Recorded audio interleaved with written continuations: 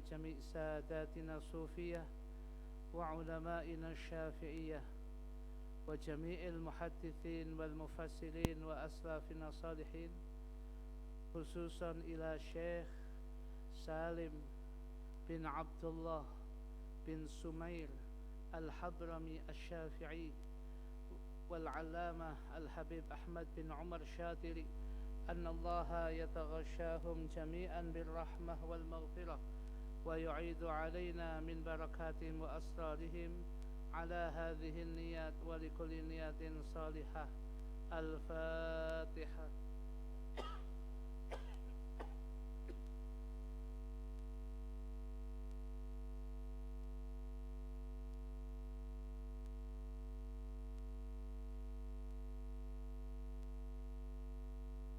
بسم الله الرحمن الرحيم. نويت التعلم والتعليم والتذكر والتذكير والنفع والانتفاع والإفادة والاستفادة والحث على التمسك بكتاب الله وسنة رسوله والدعاء إلى الهدى والدلالة على الخير ابتغاء وجه الله ومرضاته وقربه وثوابه. Hadirin hadirat sekalian, jamaah musalla Darussalam yang senantiasa dimuliakan oleh Allah Subhanahu wa taala. Malam hari ini seperti biasanya kita mengaji dan mengkaji kitab yang sangat-sangat barokah, yaitu kitab Safinatun Najah, karya seorang ulama besar, yaitu Syekh Abdullah Syekh Salim bin Abdullah bin Sumair Al-Hadrami Asy-Syafi'i, yang pada malam hari ini pembahasan tentang kitab Safinatun Najah masuk di dalam fasal tentang rukun-rukun salat. Kitab terjemah panjenengan halaman 28. Kitab terjemah panjenengan halaman 28. Disebutkan di dalam ungkapan kitab Safinatun Najah, faslun, satu fasal, arkanus sholati, rukun-rukun salat itu sab'ata asyara, jumlahnya 17. Jadi yang harus diperhatikan nanti di dalam ibadah salat ini ada yang namanya syurutus shalah, syarat-syarat salat yang sudah kita bahas, jumlahnya 8. Ada arkanus shalah, rukun-rukun salat yang harus dipenuhi di tengah-tengah salat sesuai dengan tertib dan urutannya. Di bawah itu ada namanya sunnah ab'ad, sunnah-sunnah di dalam salat yang apabila ditinggalkan disunahkan sujud sahwi. Di kitab Safinah ada. Di bawah itu nantinya ada sunnah hayat, ini yang jumlahnya banyak. Sunnah hayat itu sunnah-sunnah di dalam salat yang apabila kemudian ditinggalkan tidak dianjurkan atau tidak disunahkan sujud sahwi. Dihitung oleh ulama niku sunnahnya itu baik ab'ad maupun hayat niku dari salat 5 waktu 4 rakaat lah yang kita lakukan itu. Kemudian ulama menemukan jumlah sunnah, dihitung niku sampai ada kitabnya 500 sunnah gitu. sampai ada kitabnya namanya Khamsumi'atin min sunanis sholat, 500 sunah-sunahnya sholat. Dados kulon jenengan iki secara tidak langsung, baik kulon jenengan semerap napa mboten semerap, ketika sholat baik maghrib, isya, subuh, zuhur, asar, awake dhewe niki nyepak nyandung ratusan sunnah. Makanya sholat sekali niku ganjarane kathah. Nah, sekali sholat bisa melakukan, kalau memang pepek niku sampai 500 sunnah, bahkan lebih ada yang bisa mengatakan lebih. Oleh karena itu, sholat itu sesuatu yang merupakan hadiah Allah kepada Kanjeng Nabi dan umatnya untuk dijalani sampai kapan? Selama hayat di kandung badan, sampai mati ya. Oleh karena itu, sholat itu sesuatu yang sangat indah. Sebab kalau ibadah yang lain yang dilakukan oleh umat, ibadah yang lain mungkin ada yang begini tok ya pun mantun. Kalau niki nggak ada tonggo dan kasih niku namanya yen niku tiang Cina dan ngaji ngomong ngene tok ya kali napa niku biting niku dupo niku ya iku ngeten tok ya mantep-mantep dinceplo ya di depannya wonten jeruk wonten apel ya kayak isu sore pangan dewi dalan ya boten napa-napa mungkin dianggap sudah selesai ritualnya. Dan malih iku ya, sila ngeten niki tokoe. Nah, mulai isuk niku sampai dalu ngeten to.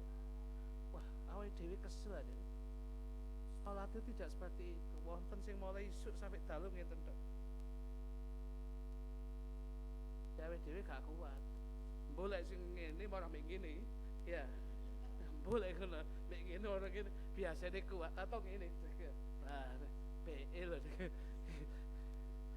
masa lalu. Nah niki jadi ya tapi sholat ini jenengan tinggal lihat ini.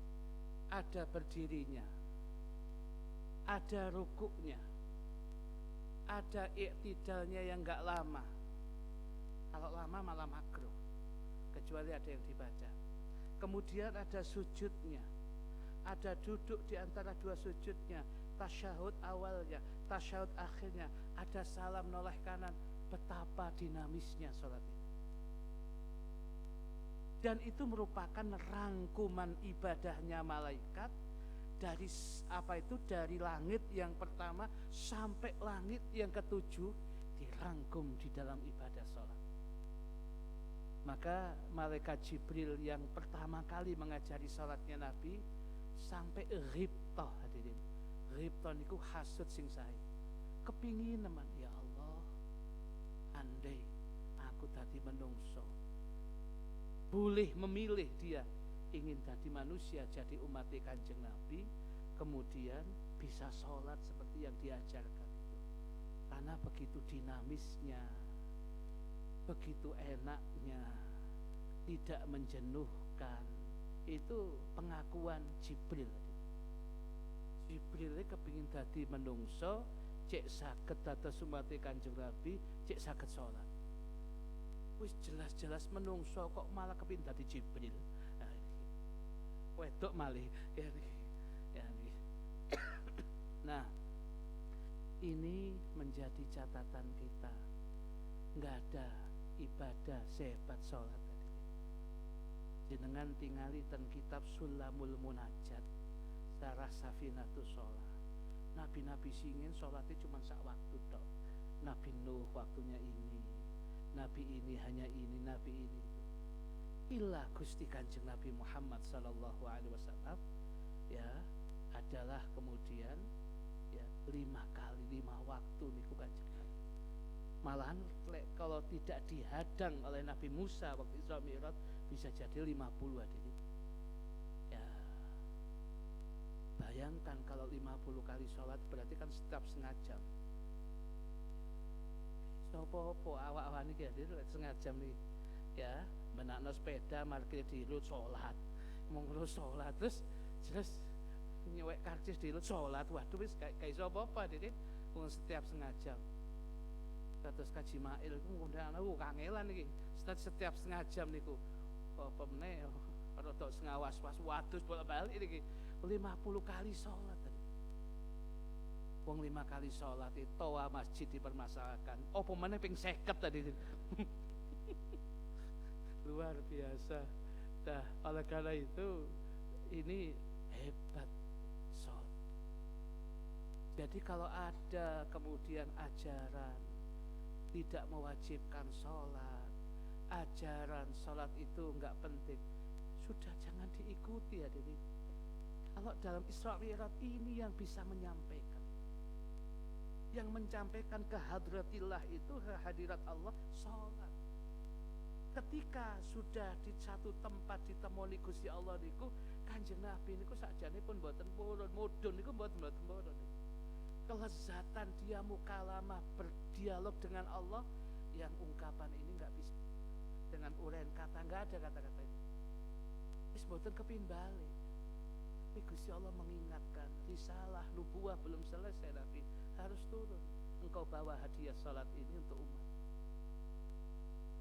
Terus kalau kemingin yang demikian ini ya Allah, temui aku di dalam salat. Ada ungkapan asar yang mengatakan as-salatu mi'rajul mu'min. Salat itu merupakan mi'rajnya orang yang beriman.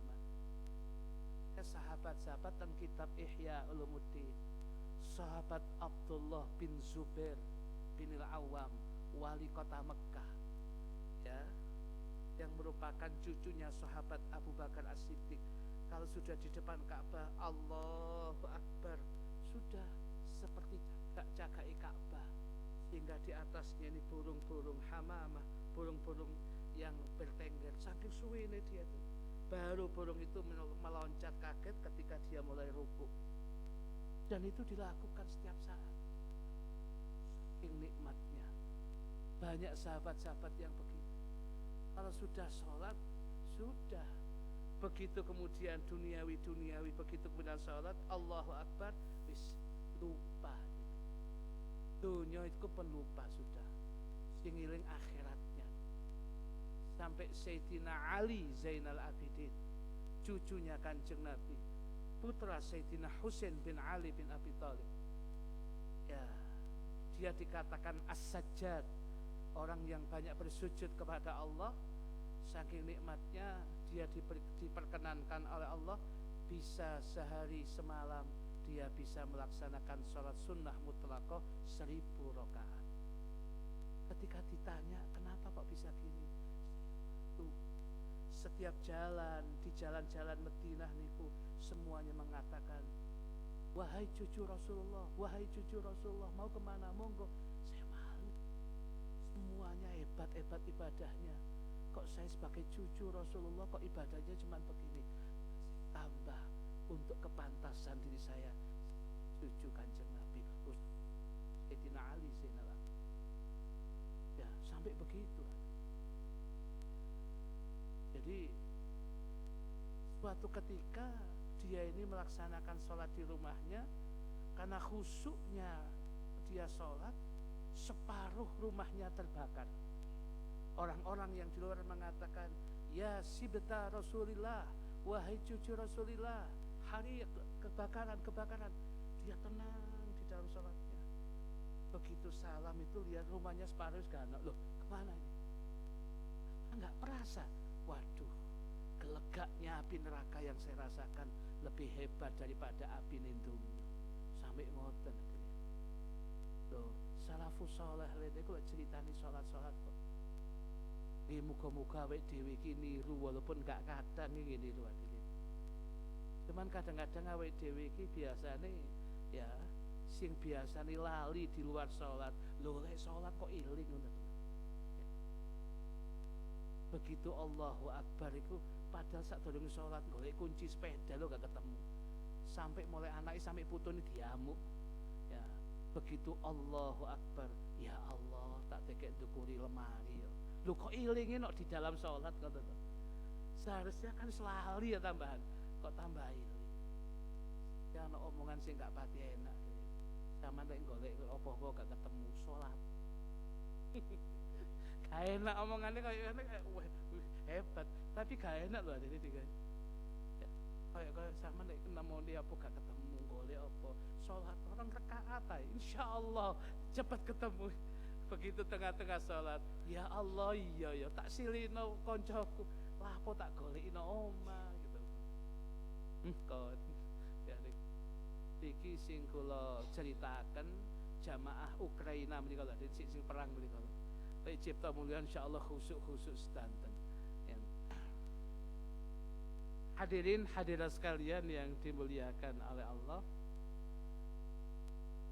rukun-rukun salat itu jumlahnya 17. Semakin orang menikmati salat, semakin makomnya semakin ditinggikan oleh Allah. Makanya wonten kitab Risalatul Qusyairiyah, kitabnya para wali. Cara cepat untuk menjadi wali itu ten kitab Risalatul Qusyairiyah yang diajarkan guru kita Habib Saleh. Salah satu tanda wali niku dawamut ta'ah wa taufiq. Kalau dia terus mendapatkan, terus dia bisa taat kepada Allah, sholati ajak istiqomah, kemudian dia taufik mendapatkan pertolongan Allah sehingga terus bisa melakukan kebajikan. Tandane wali ngoten. Wali majdub lah niku kadang-kadang liya. Wali yang kemudian ahli ilmu biasanya tambah mantep. Iki. Nah, rukun-rukun salat itu jumlahnya ada 17. Al-awwalu yang pertama an-niyatu, niat. Ya. Kita baca saja penjelasannya di kitab kita ini terjemahan. Niat salat harus disertakan dengan membaca takbiratul ihram. Sebab dimulai salat itu dengan membaca takbiratul ihram.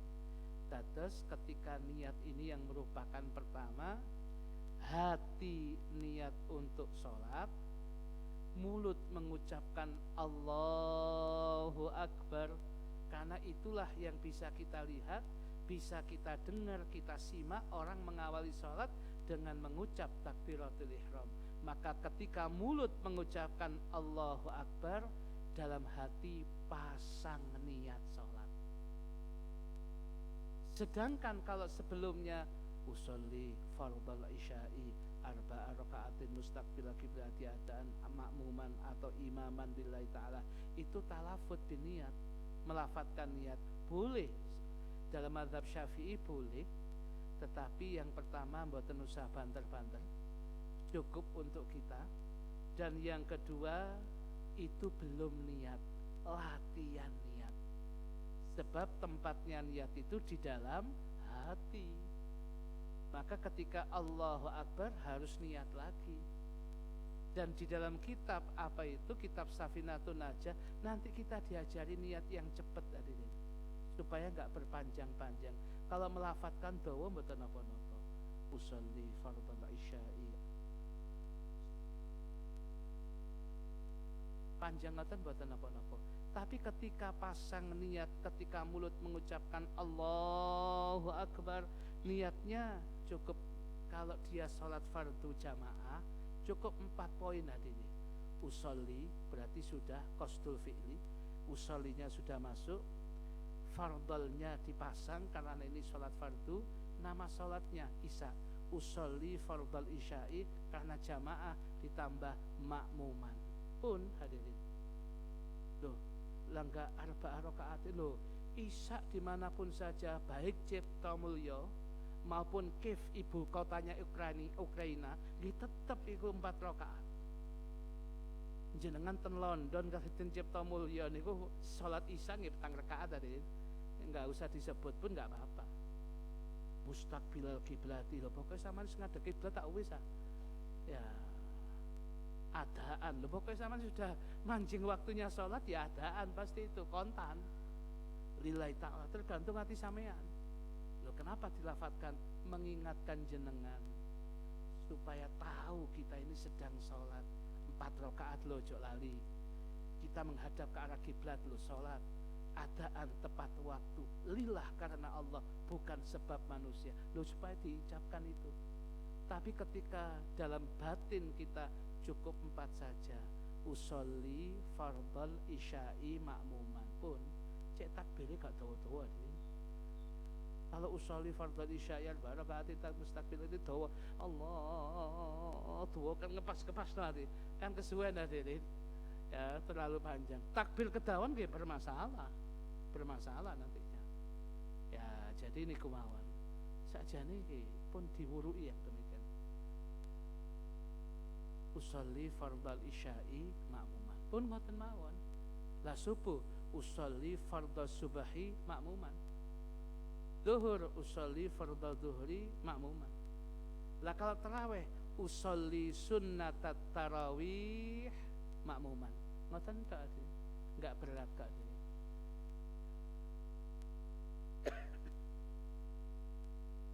Yang pertama adalah niat. Di sini dikatakan, jadi ketika membaca takbiratul ihram, hati kita mengadakan niat, pasang niat. Mulut membaca takbiratul ihram dan tangan diangkat, dan niat itu cukup dengan saya niat sholat apa? Fardu karena Allah. Ya, itu bahasa Arabnya tadi itu. Ya. Adapun yang paling afdal ialah ketika niat itu dapat membayangkan semua pekerjaan sholat dari permulaan sampai akhir, itu afdaliyah mawon. Ya, ini. Jadi kembali kepada bahasan kita, ya, rukun sholat yang pertama adalah niat. Wasani yang kedua, takbiratul ihrami adalah mengucapkan takbiratul ihram. Nah,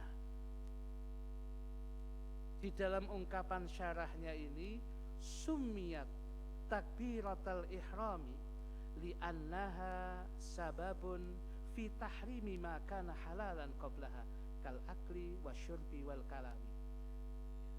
Takbiratul ihram itu disebut dengan ungkapan takbiratul ihram dikarenakan sebab takbir itu mengharamkan segala sesuatu yang halal sebelumnya, seperti makan, dereng sholat ya boleh hadirin makan, tapi kalau sudah di dalam sholat karena sudah takbiratul ihram haram. Sebab dengan makan itu jenengan batal sholat tidak ada udzur syar'i haram. Kemudian wasyurbi minum, sebelum sholat minum ya boleh hadirin.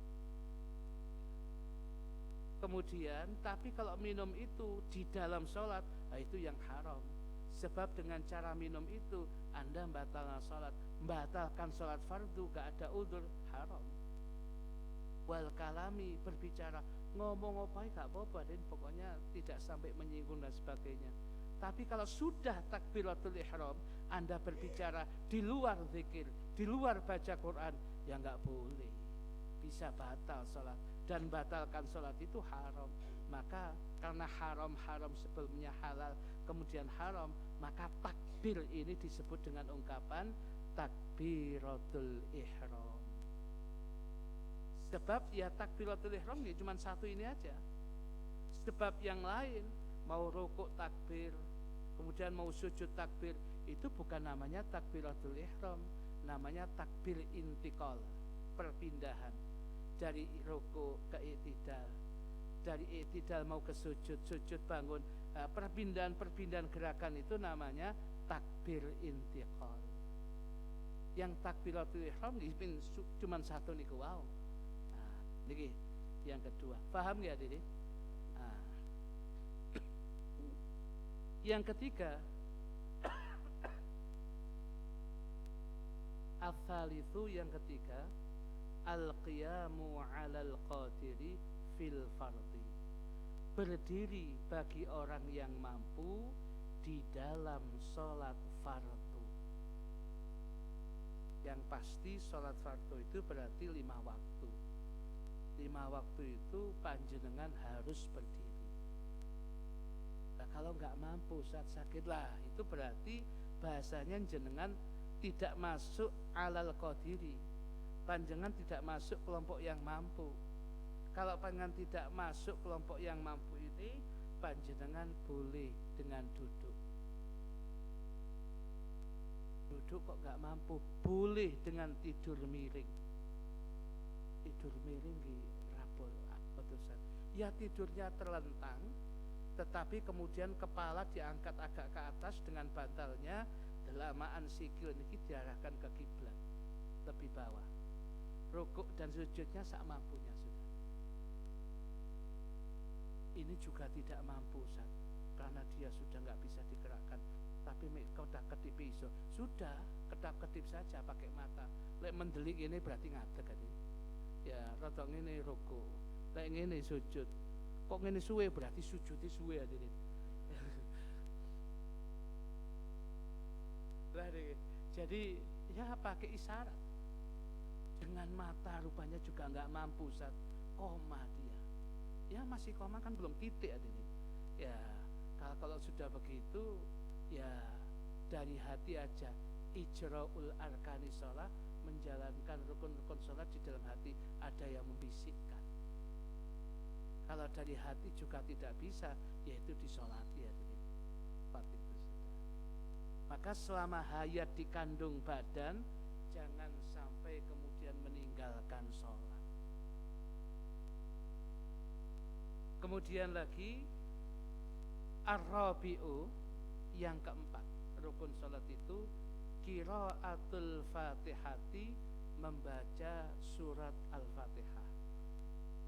Kita baca catatan halaman 28 nomor 2. Membaca surat al-fatihah hukumnya wajib, iya, baik dalam sholat munfarid, sholat sendiri, maupun menjadi makmum.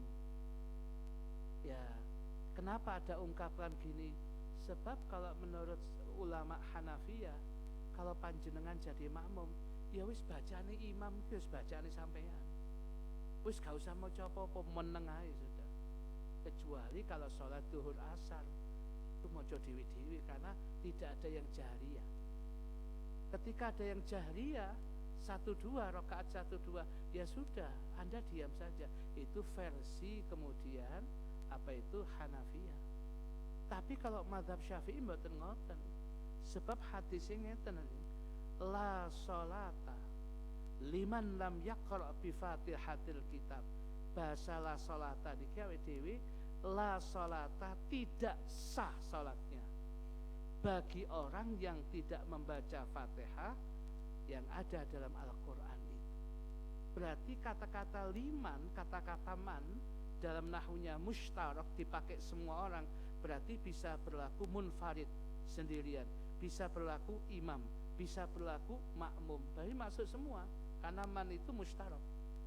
Ya, oleh karena itu tidak sah sholatnya bagi siapapun, baik Anda imam, Anda makmum, Anda munfarid sholat sendiri, yang tidak membaca surat Fatihah, boten sah sholatnya. Ya.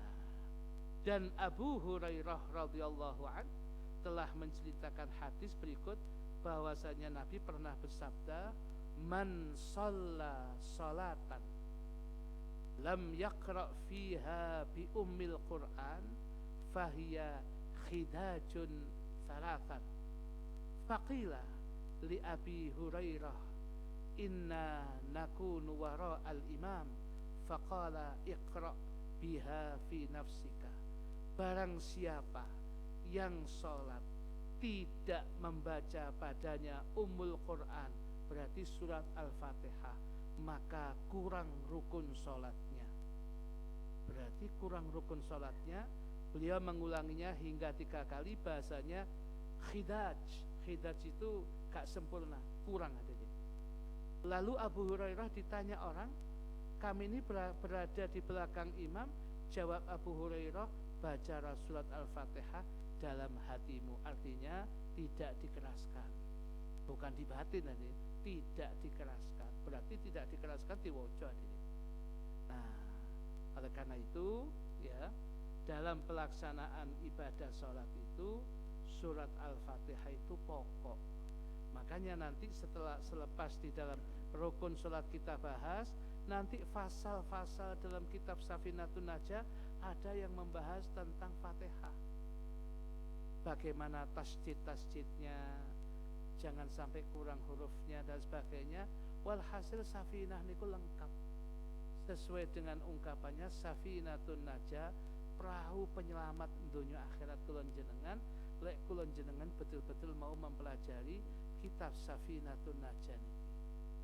Nah, kemudian ya, ini di dalam ungkapan surat Al-Fatihah niku ya, yang menjadi catatan kita di sini dikatakan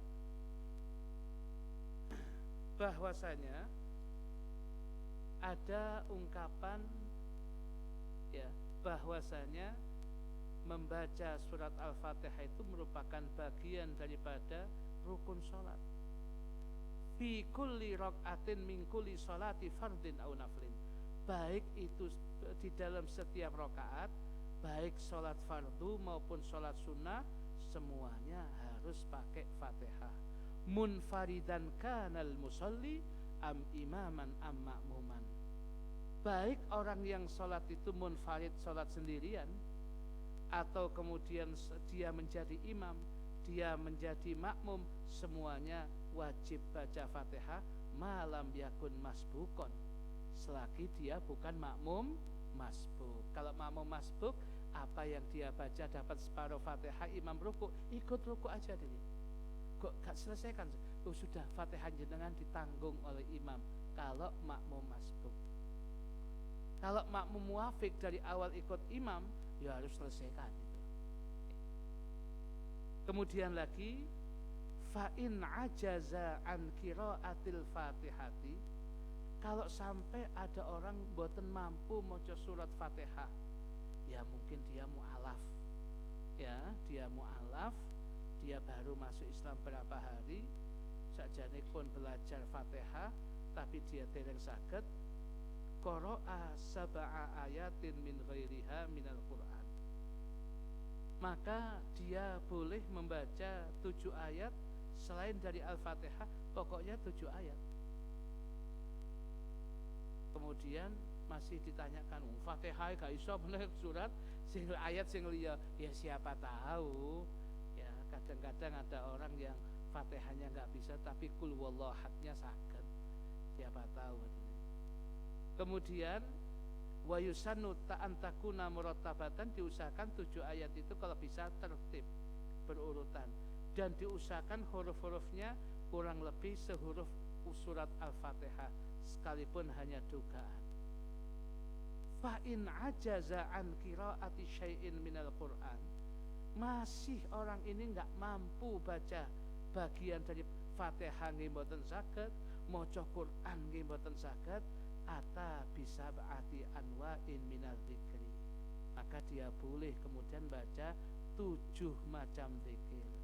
Subhanallah walhamdulillah wala ilaha illallah wallahu akbar wala haula wala quwata illa billah masyaallahu kana wa man lam yasha lam yakun, umpamanya ngoten.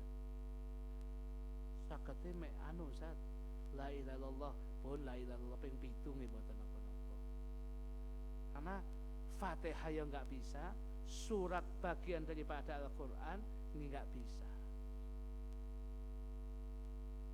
Kalau sampai kemudian fa in ajaza an jami'i ma marra, Fatihah mboten saged, surat selain Fatihah nggih mboten saged, zikir nggih mboten saged. Ya, zikir napa pun mboten saged. Iki menungso nate itu ya niki. Ya. Kemudian dia enggak bisa apa-apa sudah ngancani tas mlebu Islam.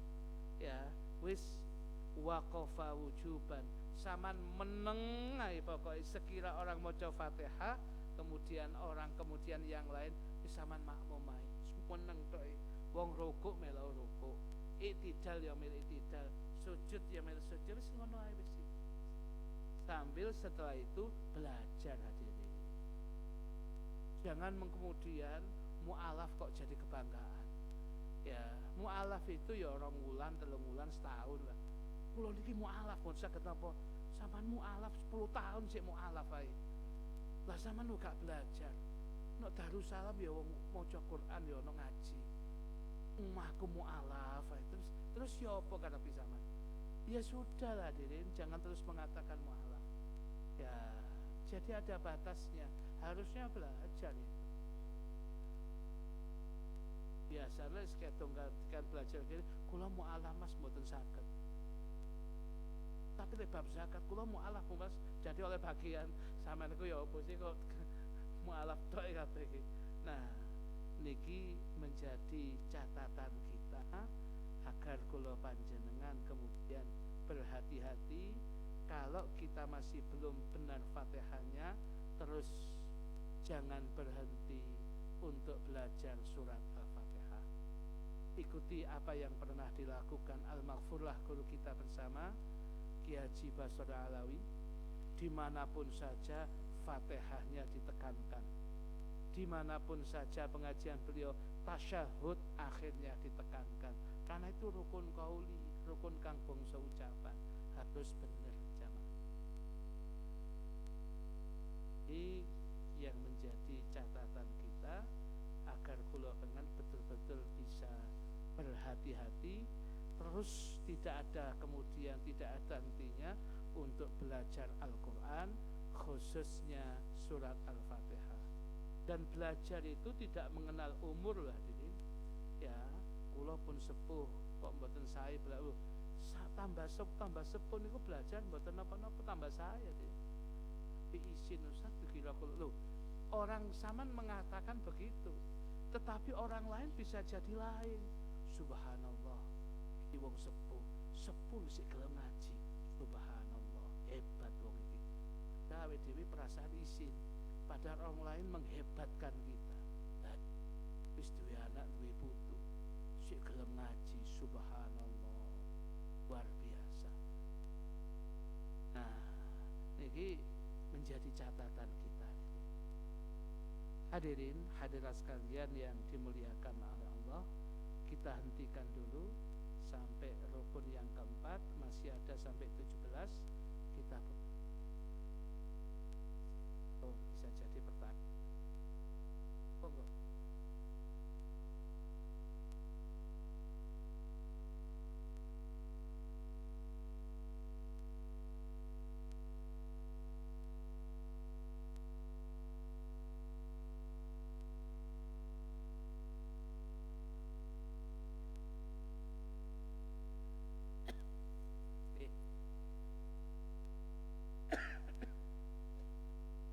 Ketika kita ini melakukan sesuatu, ya, kemudian kita sambil dengan melakukan yang lain, dengan khutbah Jumat, ambil wiritan, ambil ngerungono, atau pengajian begini, itu kurang bagus, kurang afdal. Loh, kan saya dapat 2 Ustaz. Saya dapat ganjaran pengajiannya dan juga dapat ganjaran zikir. Itu nanti jawabannya kalau oleh kabeh sama. Tidak mendapatkan semuanya itu. Saya masih ingat ada teman-teman Darul Hadits itu yang mengatakan zamannya Imamul Habib Al-Habib Abdul Qadir bil Faqih, ya, anak-anak itu biasa punya tasbih semua. Tapi ketika mu'alim, para pengajar-ngajar itu sambil dia bawa, dipanggil sama itu, diperdot. Haji bukan begini. Nanti kalau jadi ahli wirid, kalau sudah alim, ya haji aja, gak usah macam-macam. Pedot itu yang demikian itu. Jadi artinya begini ya, pegang tasbih itu saya. Selama Anda bawa tasbih begini, senantiasa mengistighfari Anda pakai tasbihnya atau tidak, tetap istighfar malaikat itu tetap. Jadi ngekai tasbih itu penting. Ojo ngesak sing liya loh. Jadi ya niki. Kemudian jadi di dalam rangka kita ini belajar, harusnya kita fokus. Khutbah Jumat, belajar itu fokus kepada satu materi. Kalau kemudian ngrungokno ya ngrungokno temenan. Kalau ngaji ya ngaji temenan ini. Sebab begini hadirin. Laki-laki menurut penelitian psikologi tidak sama dengan perempuan. Kalau laki-laki karena otak kanannya lebih besar, ibu-ibu itu, perempuan itu otak kirinya lebih besar. Karena otak kanan lebih besar, memang sesuai dengan ungkapan ayat Al-Quran itu benar. Ar-rijalu qawwamuna 'alan nisa. Dengan otak kanan itu yang melindungi adalah laki-laki. Yang berlelah-lelah mencari nafkah itu pikirannya adalah laki-laki. Nah, otak kanannya lebih mencari solusi itu lebih banyak bisa. Itu otak kanan lebih besar daripada otak kiri. Tetapi ada kelemahannya juga nih. Laki-laki itu kalau kemudian karena otak kanannya lebih besar itu, maka ketika dia fokus pada satu, panca inderanya yang lain itu melemah. Kalau dia ada bapak-bapak kemudian baca baik Quran ataupun koran ya itu, atau kemudian dia ningali berita televisi, ketika ningali ngeten iki maka panca inderanya yang lain melemah, khususnya pendengaran. Nah, kalau kemudian bapak-bapak baca Quran atau baca sesuatu, ibu-ibu memanggil sampai ping 5, ping 6 baru itu berarti laki-laki temenan ada. Ya, jadi wong lanang diceluk ping 5, Pak, kopi ya. Pak. Waduh ya Allah nang bojo nyentak, gak nyentak Pak, ping 6 aku nyeluk sama ini. Aduh aku gak ya sampai ku kopi ya. Iya wis kok.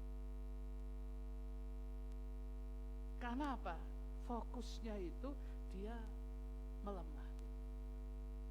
Maka kalau kemudian dia ngrungokno pengajian, ngrungokno khutbah, ngaji, ambil tasbih, itu enggak semua gak iso fokus, enggak dapat semua itu.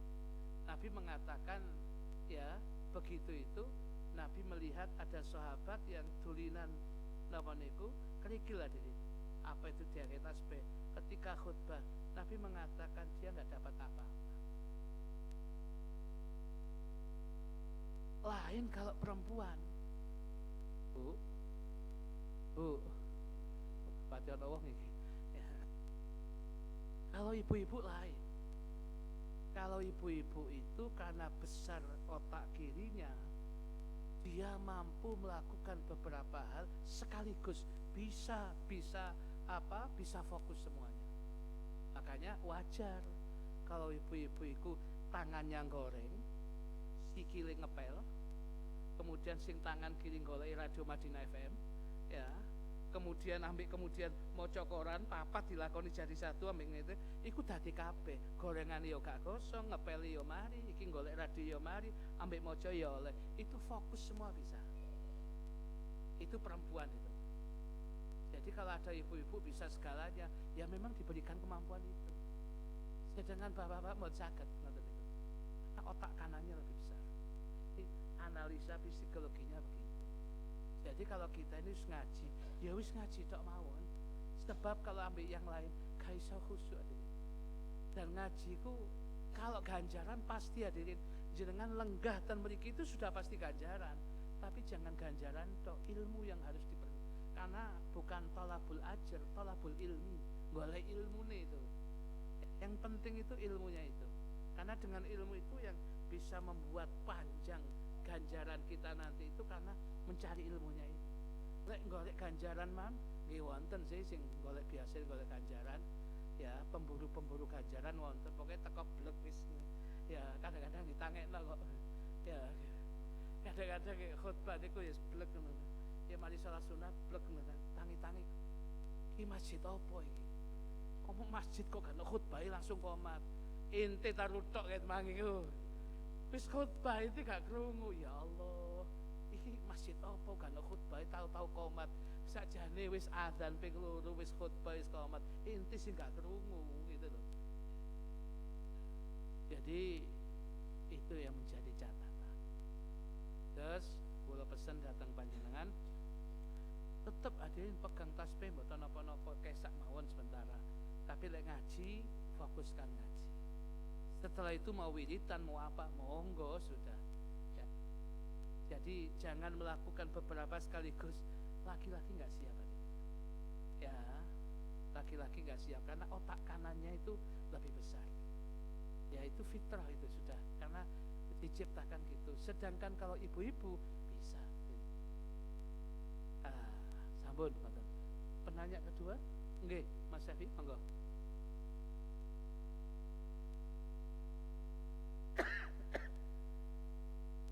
Nggih.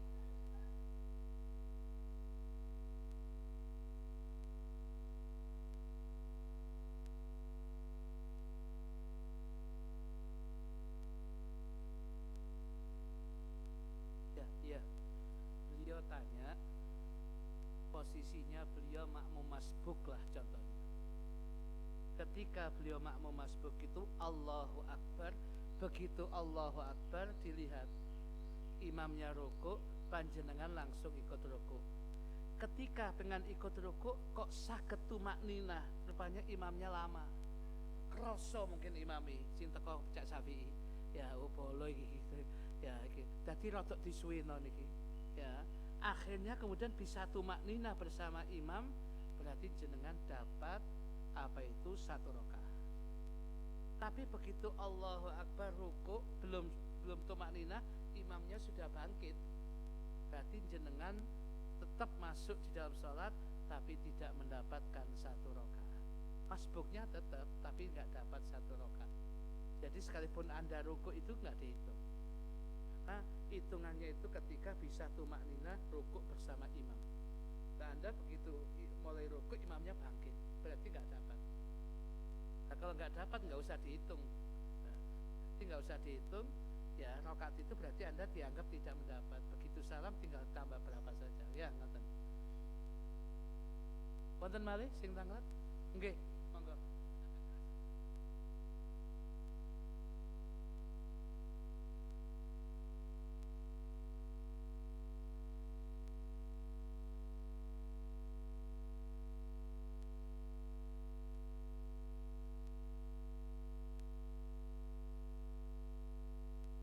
Ya, paham saya. Dia tanya, ya namanya berjamaah manusiawi ya. Jadi ketika imam ini tengah-tengah sholat, tengah baca Fatihah, batal. Jadi. Ya, dia batal. Nah, begitu dia batal, maka kemudian dia mundur. Lah mundurnya jangan berjalan di sini, apa itu di depannya shaf yang pertama, tapi di sela-selanya orang. Sehingga yang merasa itu ada imam mau mencari, katakanlah mau mundur golek wudu, kayak nonggen, kayak kesempatan. Lah sedangkan begitu dia batal, berarti kan sudah nggak sholat. Dia ngomong boleh, Mas batal gentenono. Sing genteni gak usah ngomong siap bro, nggak usah.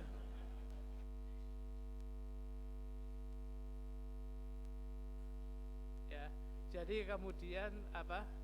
Yang kemudian diberitahu tadi langsung aja isyarat, langsung maju. Dia kemudian di tempatnya imam makmum tadi itu langsung di sela-selanya langsung ke belakang. Sedangkan yang imam pengganti namanya khalifah. Imam itu penggantinya, nama bahasa fikihnya istikhlaf, khalifah. Lah pengganti itu apakah kemudian baca Fatihah dari awal ataukah tengah-tengah? Lebih aman ihtiyat diawali dari awal lagi supaya tidak bermasalah. Ya, jadi begitu tengah-tengah Fatihah batal. Sebab dengan dia mundur kemudian diganti, kan ada apa itu saktah, diam. Yang diam ini bisa jadi panjang itu. Maka lebih aman Fatihahnya dari awal lagi supaya mantap. Ngoten nggih. Jadi di awal lagi Fatihah dan surat, yang sana ambil wudhu kemudian makmum lagi di belakang imam tadi, buatan masalah. Boten jarang. Ada lagi? Ya, silakan.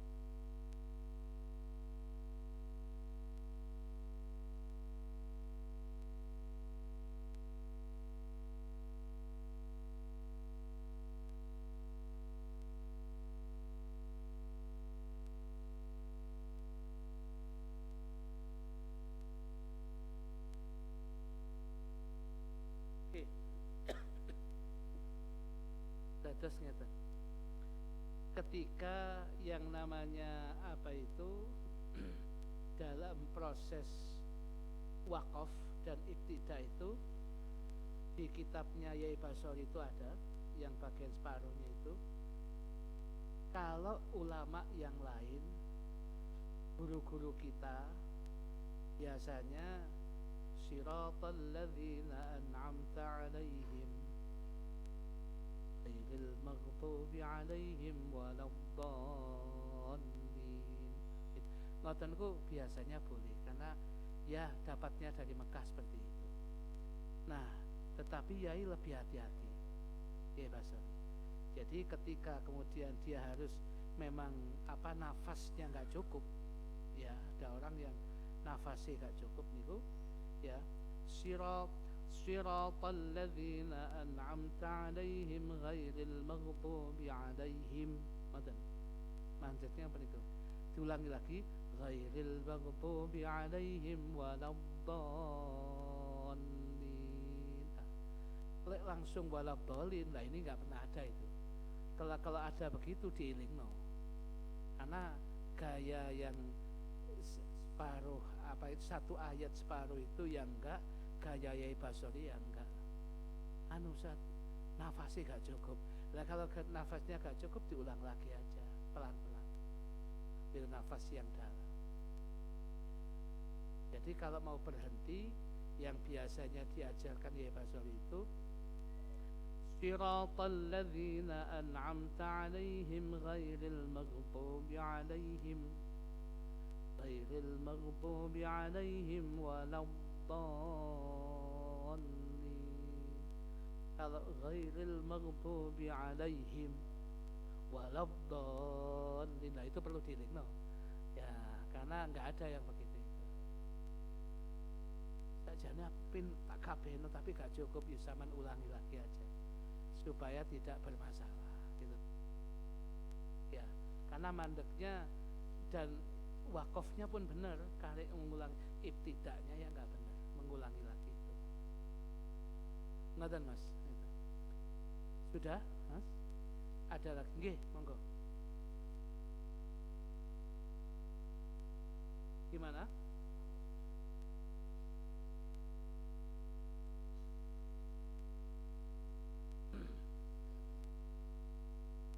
Idealnya digabung. Karena Allah Akbar kan satu kalimat, jumlah ismiyah. Ya, idealnya dibaca. Jangan mungkin dia baca tetap dibaca tapi nggak kedengaran jenengan mungkin. Nggak tahu kalau main disukun, kurang tepat.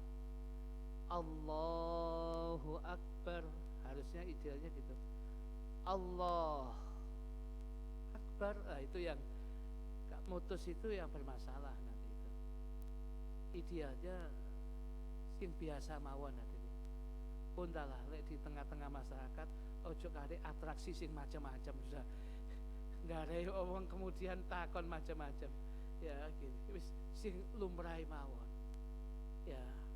Orang alim itu bukan beratraksi macam-macam, malah mengikuti apa? Supaya apa? Supaya tidak kemudian timbul kegaduhan. Imam Syafi'i sakjane donga kunut di masjid yang penuh waktu itu semuanya mazhabnya Hanafi, karena di kampungnya Imam Abu Hanifah di Baghdad. Yang pegang waktu itu masjidnya Imam Muhammad bin Hasan Syaibani, murid kesayangannya Imam Abu Hanifah.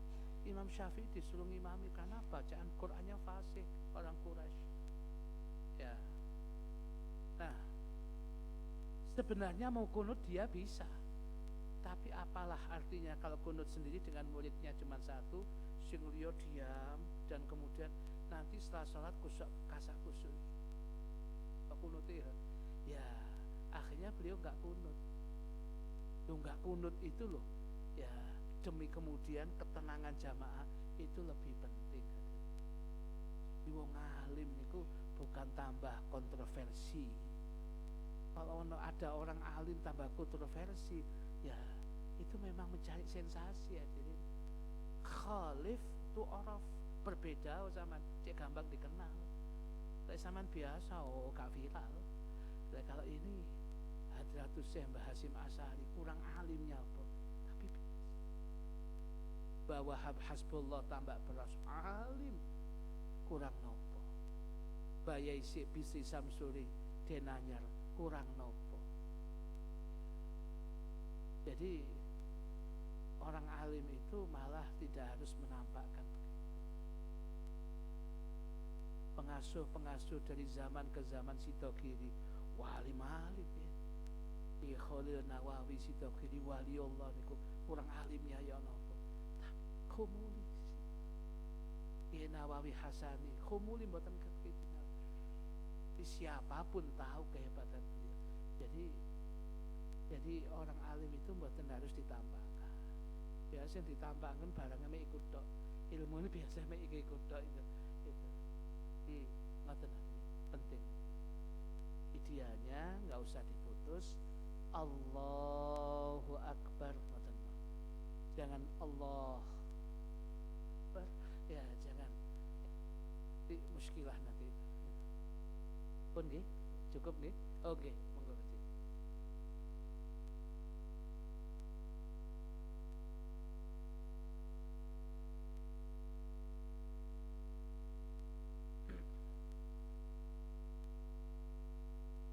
Nggih. Sampun nggih. Ya. Kalau kemudian di dalam pelaksanaan sholat kita tergantung sholat yang kita lakukan dulu. Kalau sholat fardu 5 waktu tidak boleh gampang membatalkan kecuali ada uzur syar'i. Tapi kalau sholat sunnah langsung dibatalkan, sebagian ulama mengatakan boleh. Contohnya tarawih. Contoh sekarang di dalam pelaksanaan sholat jamaah, jenengan sholat jamaah, kemudian kok ada orang jatuh, butuh pertolongan, atau kalau tidak begitu rupanya musolanya terbangun masih jendela-jendelanya masih terbuka, lihatnya agak jauh itu bisa ya, ternyata agak jauh dari musola ada 5 orang ya, dari janti ya tunanetra, ono genderoi bareng di depannya itu ya, padahal di sebelah kita di depannya dia jalan itu ada kemudian ya galian kabel Telkom, rupanya 2 meter aja. Ya, umpamanya wong 5 mlebu kabeh bleng kabeh itu. Kok rupanya kan sing ngilingno. Akhirnya kita batalkan sholat. Mas mandek. Tutupi. Kita batalkan sholat demi hidupnya seseorang, demi hidupnya orang lain. Oh niku harus mboten napa-napa. Loh, berarti sholat kita apa? Batal. Dosa. Tidak, karena ada uzur syar'i itu. Ada yang lebih penting dari sebab sholat kita ulangi lagi bisa, tapi nyawane wong, nyawanya orang. Jadi kalau kemudian jatuh itu orangnya jatuh butuh pertolongan, ya kemudian saman batal lo, saman kemudian nulungi mboten napa-napa, batal sholatnya ya batal, dosa sat ngimboten uzur syar'i karena ada yang membutuhkan pertolongan. Yang sing rada abot iki boten jatuh orangnya, tapi sarunge sing jatuh iki. Ya iki rada abot ya benakno ya apa iki. Ya aja melok batalno lek cukup dia saja iki. Ya. Jadi ngoten Ji. Ya. Jadi kalau memang ada sebab hifdzun nafsi, menjaga jiwa, itu maqasidus syariah. Bagian dari tujuan syariat kita ini ya menjaga jiwa. Sebab sholat sih iso diulangi, tapi nyawone wong belum tentu. Tapi kalau kesehatan orang kemudian dia kenapa belum tentu kemudian bisa diulang, maka dibatalkan gak apa-apa demi kemudian menolong. akhir zaman ngeten iki wong ana kelelep tambah ditulung, tambah di HP. Hadirin pemirsa, ini tinggal tangan itu lho tambah di ya. Ngono dilebokno YouTube lho ya apa sih? Ditulung ah Mas. Ya. Cukup. Bismillahirrahmanirrahim. Alhamdulillahirabbil alamin. Allahumma shalli wa sallim ala sayyidina Muhammadin wa ala alihi wa sahbihi ajma'in. Allahumma aqsim lana min khasyatika ma tahulu bihi bainana wa baina ma'siyatik